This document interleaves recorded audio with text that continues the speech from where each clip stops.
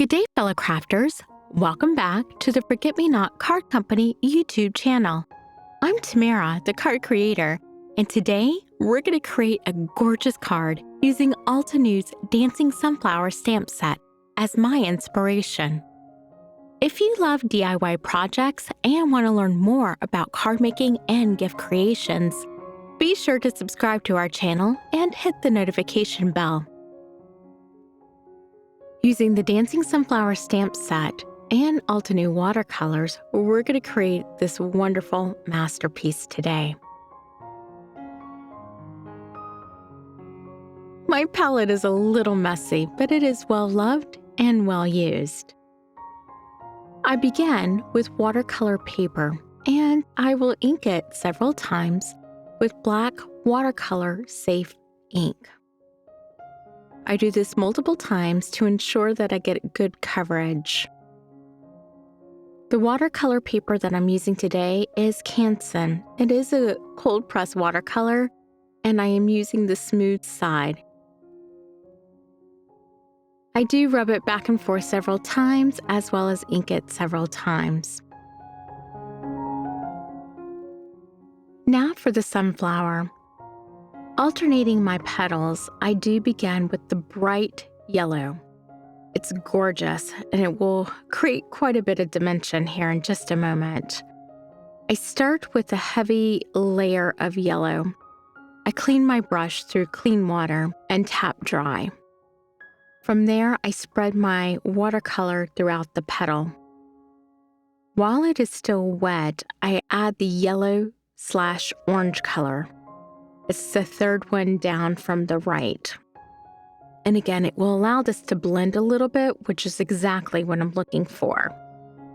Again, while wet, I go to the next orange on the palette, which again will add a little bit more of depth and dimension, which is exactly what I'm looking for. Off camera, I did work on the other sunflower as well, as the process is exactly the same. Now I'm going in with a darker orange, creating again more depth and dimension, because as you know, when you look at petals on a flower, no two are the same. So using this darker orange, it is gorgeous, absolutely stunning, and I love the way this looks.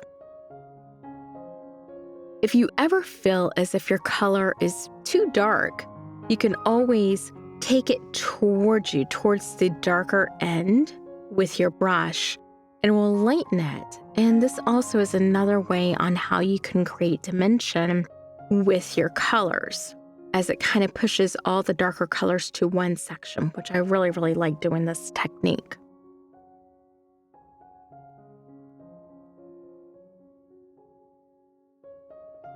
As I am doing my petals, I am moving more towards the darker end. And again, you can kind of see the gradient of the color. It goes from light to dark.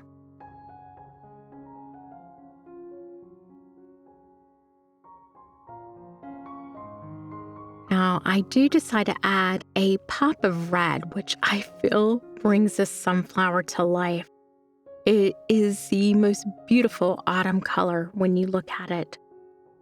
And again, I go towards the dark to lighten it up just a smidgen. That's all I need there. I do add water to some of my petals that maybe I felt didn't blend as well as I would have liked it. I don't like harsh lines in my watercolors. So the way to remedy that is just to add water and take your brush back through it, and that will kind of soften that a little bit, which is what I like. I do know that some artists like the lines. I don't. I like it to move seamless from one color to the other.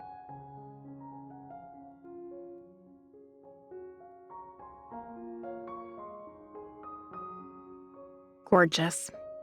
Love how this ink just blends so beautifully together.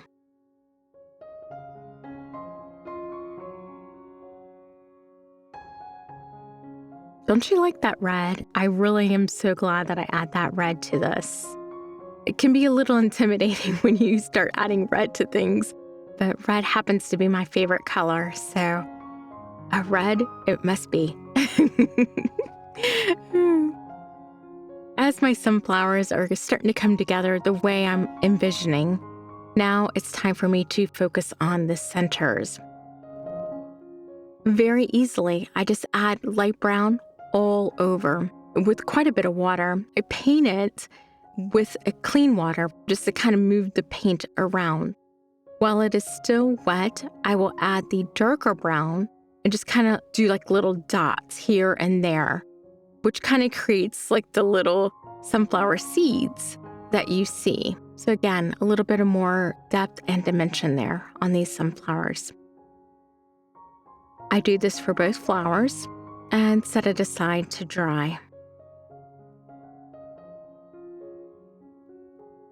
And the reason why you do this, you add the second color while it's still wet, is because it will blend naturally together.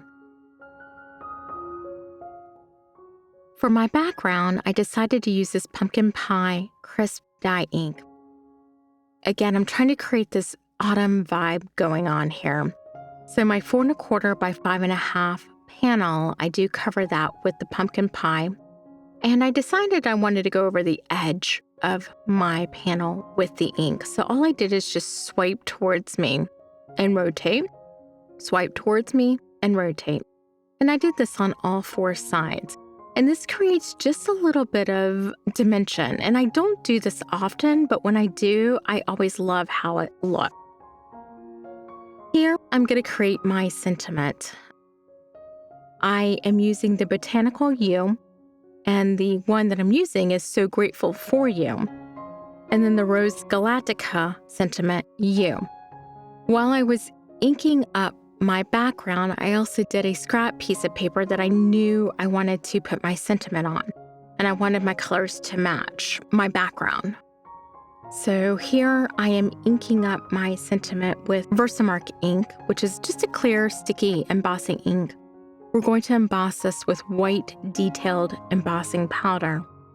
I do like the detailed embossing powder because I do feel like it does a much better job on my sentiment. And as you can see, these are kind of fine lines. So definitely the fine embossing powders are a must anytime you're going to work with the fine line sentiment.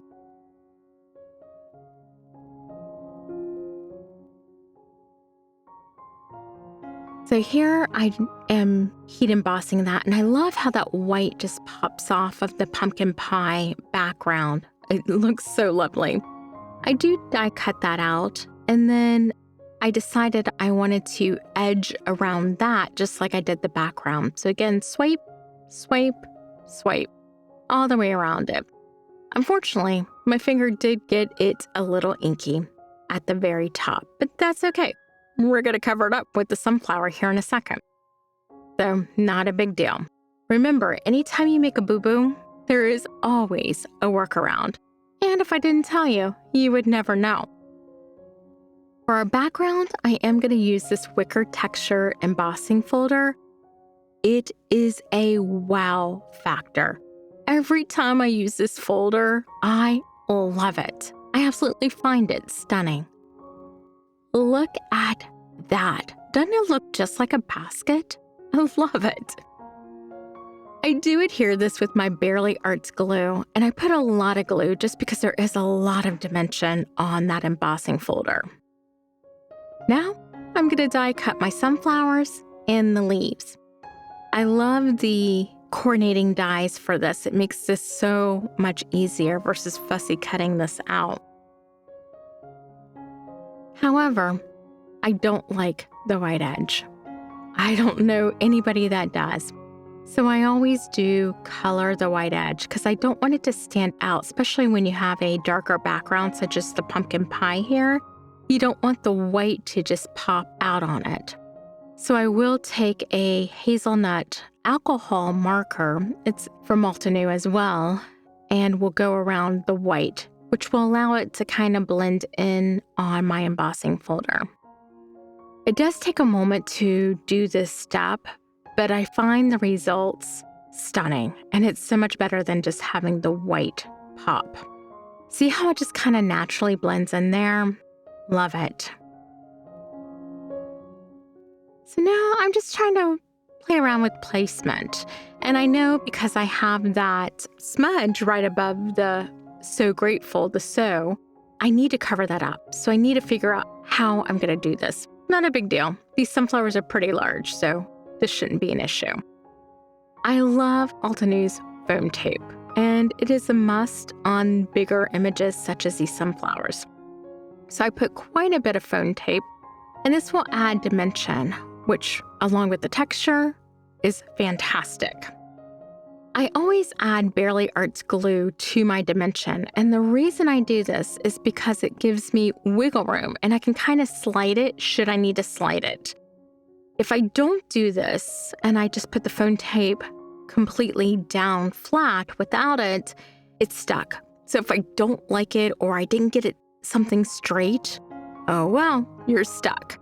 But if you add the liquid adhesive, you do have wiggle room, which for me is a blessing. Now I placed my sunflowers down. There is a little bit of overhang, so no sweat. Just turn the card over, trim it up, easy peasy. Look at that. How stunning are those sunflowers? If you found this video helpful, don't forget to give it a thumbs up and subscribe to the channel for more crafting tips, design ideas, and fun tutorials. As always, click the bell icon so you never miss out on the latest content. Thanks for joining me today, and I'll see you next time.